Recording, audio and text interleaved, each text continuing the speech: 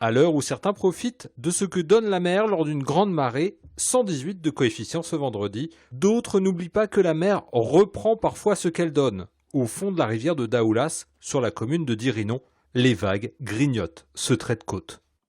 Les premiers travaux avaient été effectués pour remédier un peu à cette érosion. On avait placé des rochers qui ont fait tout à fait leur effet puisque ça n'a pas bougé depuis à peu près 25 ans. Et les travaux qui avaient été réalisés déjà en 1980 ou un peu après ont montré qu'ils avaient tout à fait leur pertinence. Le maire a donc voulu prolonger l'enrochement et demander une subvention. Mal lui en a pris. En leur demandant les subventions, en me renseignant, on m'a fait savoir par les affaires maritimes qu'on ne pouvait plus faire ce genre de travaux. Si on laisse faire, eh bien, dans 20 ans peut-être, les bâtiments qui sont derrière ont les pieds dans l'eau.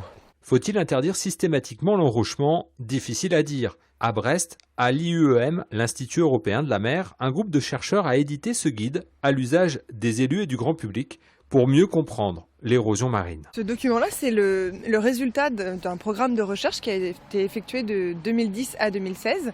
Donc c'est un guide méthodologique.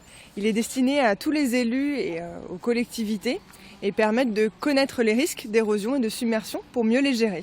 Il n'y a pas une méthode type pour un littoral, c'est vraiment, il faut s'adapter sur chaque côte et puis sur chaque littoral. Alors on essaye de plus calquer aux dynamiques du littoral, donc tout ce qui est géotextile par exemple, ou alors la formation de murs en bois naturels pour essayer de revégétaliser la dune ou la plage. Donc oui, ça peut fonctionner, mais c'est encore en phase de test sur certains territoires. À l'heure où le niveau de la mer va remonter au plus haut ce vendredi soir, certains craignent toujours la progression des flots. Reste à choisir entre le bénéfice et les coûts souvent très importants des travaux de préservation du trait côtier.